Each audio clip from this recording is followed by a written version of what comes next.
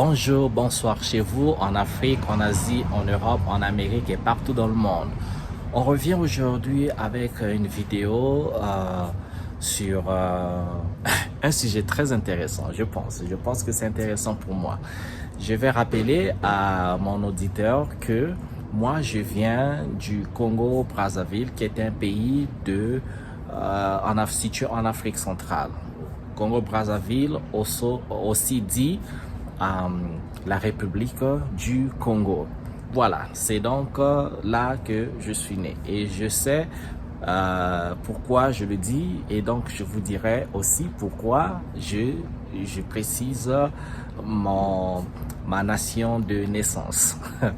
Aujourd'hui, on va parler un peu de la franc-maçonnerie et je vais parler de la franc-maçonnerie et non pas parce que je suis un expert dans la franc-maçonnerie et non pas parce que je suis un franc-maçon, mais je vous en parle à cause d'une tendance que j'ai remarquée dans mon pays d'origine, la République du Congo. Alors, c'est quoi la franc-maçonnerie? Je n'en saurais pas vous dire grand-chose, je vous demanderai tout simplement de faire votre recherche sur Google, dans les réseaux sociaux, dans les bibliothèques pour comprendre la profondeur de ce que c'est que la franc-maçonnerie. Mais du moins, je pourrais vous dire, je ne sais pas si l'origine est réelle de ce que j'ai pu regarder.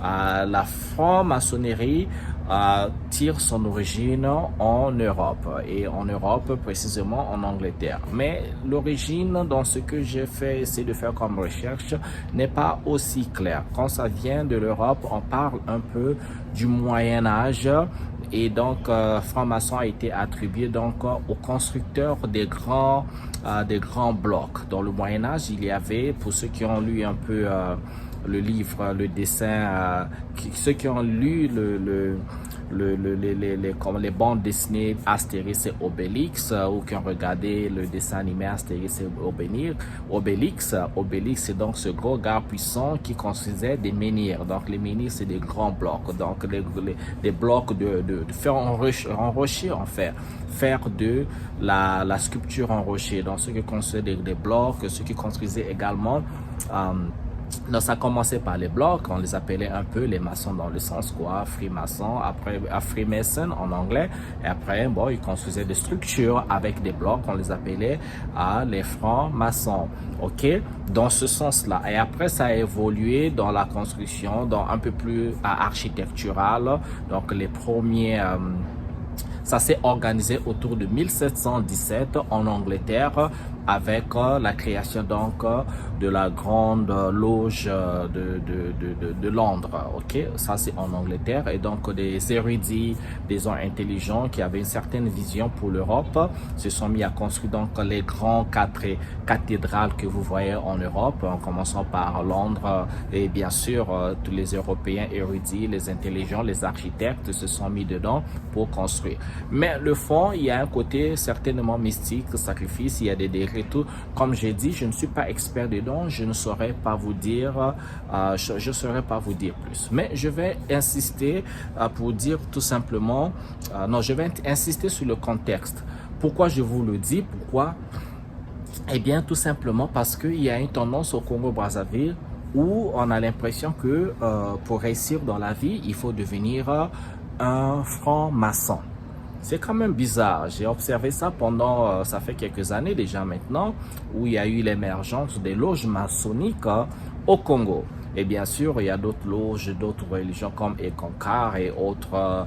Il y a aussi, comment on appelle ça, la Rose-Croix et toutes ces religions, sectes, tout ce que vous voulez. Je ne suis pas expert dedans, mais c'est partie des observations. Et donc la tendance aujourd'hui à Brazzaville, à Pointe-Noire, en République du Congo, c'est pour réussir dans la vie, il faut être affilié à une loge, il faut être affilié à des gens qui sont dans la franc-maçonnerie. Donc la jeunesse se précipite pour devenir des francs-maçons.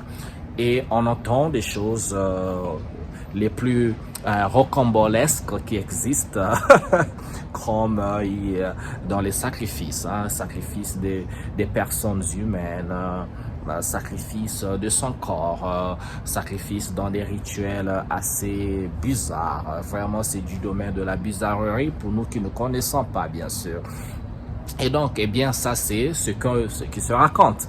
Si vous êtes du Congo, et si vous êtes, vous avez déjà entendu parler de ça, vous connaissez certainement les histoires qui se racontent sur les pratiques maçonniques. Vrai, faux, ça, je n'en sais absolument rien, mais la rue parle. La rue parle, oui, la rue parle. Et donc, mettons le contexte, pourquoi je le dis. Moi, j'ai remarqué que les plus grands constructeurs donc des cathédrales,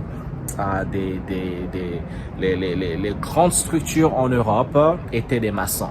Donc, vous allez voir des ponts, le viaduc de Milo en France, et même si on est tombé sur des noms comme Gustave Eiffel qui a construit la Tour Eiffel, également c'est lui qui a fait la Statue de la Liberté. Et il y a plein d'architectes, plein de sculpteurs, plein de gens comme ça qui ont contribué donc à la construction de l'Europe. Donc, par ce fait, on dira que les maçons sont des constructeurs. Le mot le dit, maçon. Nous, quand on dit maçon, mon ami est maçon, mon frère est maçon, mon père est maçon, c'est quelqu'un qui construit des maisons. Alors, un maçon, c'est celui qui construit. C'est celui qui change l'architecture de sa ville et ipso facto de sa nation, de son continent. Donc, si on revient chez nous, les histoires qui circulent avec les maçons du Congo, peut-être encore d'autres parties de l'Afrique, eh bien, pourquoi ne sont-ils pas constructeurs?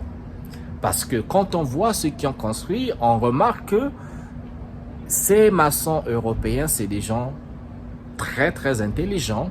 On comprend qu'on ne devient pas maçon quand on n'est pas intelligent. Ok? Alors, si c'est des gens qui sont intelligents, si c'est des gens qui ont pour objectif de construire, de transformer le phénotype même de la ville, la structure de la ville avec l'infrastructure, ok? Structure et infrastructure. Et pourquoi cela n'est pas répliqué chez nous? Parce que on ne voit pas.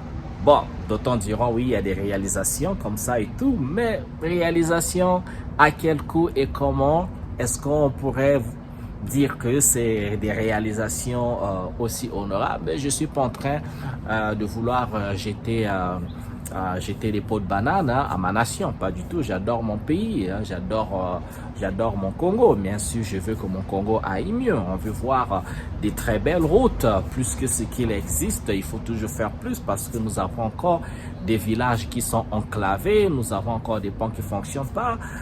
Vous savez, hein, quand il pleut pendant la saison des pluies, vous connaissez la catastrophe pour accéder à certains villages, accéder aux sites touristiques. On a plein de sites touristiques au Congo, mais qui ne sont pas accessibles tout simplement parce qu'il n'y a pas de routes. Si vous n'avez pas une voiture 4x4 tout terrain, eh bien, il faut oublier. Et même quand vous avez une voiture 4x4, c'est pas toujours facile. Ok? Et donc, cette tendance-là de la franc-maçonnerie, des jeunes maçons, pourquoi est-ce que la maçonnerie devient comme un moyen, un raccourci de la réussite? Donc, pour arriver à un statut social donné, donc quelqu'un qui a donc les moyens, comme on dit chez nous, avoir les moyens, c'est celui qui a de l'argent, il a une maison ou des maisons, des villas, il a des belles voitures, il a des belles, des chaussures, des habits, tout ce qui va avec avoir de l'argent. Il fait des voyages à gauche, à droite. Mais cet argent-là, comme on dit, on retrouve au Congo des millionnaires et des milliardaires dont on ne connaît pas les entreprises. C'est quand même bizarre. On a des millionnaires, des milliardaires dont on ne connaît pas des entreprises. Et quand on parle d'entreprise, on ne parle pas d'une entreprise de voitures, de camions, de bus ou de taxis qui emploient quelques dizaines de personnes. Mais on parle des corporations. On parle des entreprises qui transforment une nation. On n'en voit pas. Malheureusement, il y a des efforts, il y a quelques, mais le sens de la transformation de la nation, eh bien, je dirais tout simplement non. Quelqu'un peut toujours me contredire, ok? Donc, pourquoi est-ce que les maçons ne construisent pas? Nos maçons, à nous, en fait, servent à quoi? Parce que on ne peut pas être quelqu'un qui n'a pas un niveau d'études donné, une connaissance, un degré de connaissance donnée et devenir maçon quand même, si à ce que nous avons regardé comme être maçon, c'est quand même être quelqu'un qui a un niveau élevé d'intelligence, un niveau élevé de connaissance. Et pourquoi ça se passe pas chez nous? Et pourquoi on se sert pas de cette secte ou religion, je sais pas ce que c'est, qui vient d'ailleurs parce que c'est pas congolais. Et d'ailleurs, je me demande, mais pourquoi les Africains, on va toujours embrasser les choses des autres? C'est quoi cette histoire-là? On va toujours vers les choses des autres. Christianisme, on nous a forcé, l'islam, on vit encore, c'est la franc-maçon. Donc nous, on n'a pas de religion chez nous. On peut pas créer des sectes chez nous, mais cette sorcellerie-là, les gars, c'est entre nous, les gars. Ça, c'est une parenthèse. Hein? Pourquoi on va toujours embrasser les choses des autres et on connaît en même temps que y a le nganga derrière la maison. Quand ça marche pas, on va voir le nganga là, on va voir le marabout. Mais pourquoi on va toujours embrasser, on prend les trucs des francs-maçons et tout ça, on emmène ça en Afrique? Pourquoi les gars? C'est quoi cette histoire? Ok, revenons. C'était une parenthèse. Mais pas vraiment. C'est ça, c'est l'incompréhension de cette chose-là. C'est vraiment une tendance, les gars. Hein? Les histoires, je vais vous en épargner, mais franchement, ça va dans les sacrifices du corps, ça va dans les sacrifices des bébés, des enfants. Ça se raconte comme ça. C'est comme la franc-maçonnerie au Congo, en fait, est perçue par le public comme un autre degré de la sorcellerie. Vous connaissez la sorcellerie là? La sorcellerie en Afrique, la sorcellerie existe, oui, ça existe. Bon, maintenant, si on vous dit qu'il y a quelque chose qui existe, qui est plus que la sorcellerie, c'est la franc-maçonnerie là. Je ne confirme pas, mais c'est ce qui se raconte dans les rues de Brazzaville, de Pointe-Noire, dans les rues de la République du Congo. C'est ça qui se raconte. C'est quoi alors cette histoire-là? Bien, je ne saurais pas vous dire. Vous en connaissez? Avez-vous des histoires à raconter? Mettez dans les commentaires, les gars. Partagez. Donc, c'est ça. Le rôle de la franc-maçonnerie ici est seulement si cette secte, religion, tout ce que vous voulez, a pu développer l'Europe, ok, avec des infrastructures architecturales les plus voilà, inspirantes, époustouflantes. Mais pourquoi pas chez nous? Pourquoi il semble pas avoir le rêve? Parce que une personne riche, c'est pas une personne qui a une voiture. Une personne riche, c'est pas une personne qui a une maison. Mais la personne riche, il faut peut-être parler encore de fortune. C'est la personne qui est propriétaire de l'usine de fabrication de voitures. Ok? De l'usine de fabrication de l'acier, des composantes qu'il faut pour construire la maison. Entreprise de ciment, tout ce que vous voulez. Ok? Parce que un riche ne peut pas être un consommateur, mais un riche est producteur de valeur. Un consommateur ne peut pas être un riche. Alors, les riches chez nous sont où, font quoi? Est-ce qu'il y a la richesse générationnelle? Tous ceux dont on dit qu'ils sont riches, qui se sont devenus par la franc-maçonnerie et autres, tout ce que vous voulez, est-ce que s'ils meurent demain, cette richesse ou cette fortune va durer dans le temps? Pendant combien de générations? Question à se poser. On ne peut pas être riche en étant consommateur, mais producteur. Mais c'est peut-être un autre sujet. Revenons sur la franc-maçonnerie. À quoi sert cette franc-maçonnerie, les gars? Vous en connaissez? Eh bien, laissez un commentaire, ok? On se retrouve à notre prochaine vidéo. C'était donc en Afrique et en diaspora. Laissez les commentaires, partagez, laissez aussi des j'aime comme ça là. En attendant vos contributions, on se retrouve à une prochaine vidéo. Merci, je vous adore. Ciao, ciao.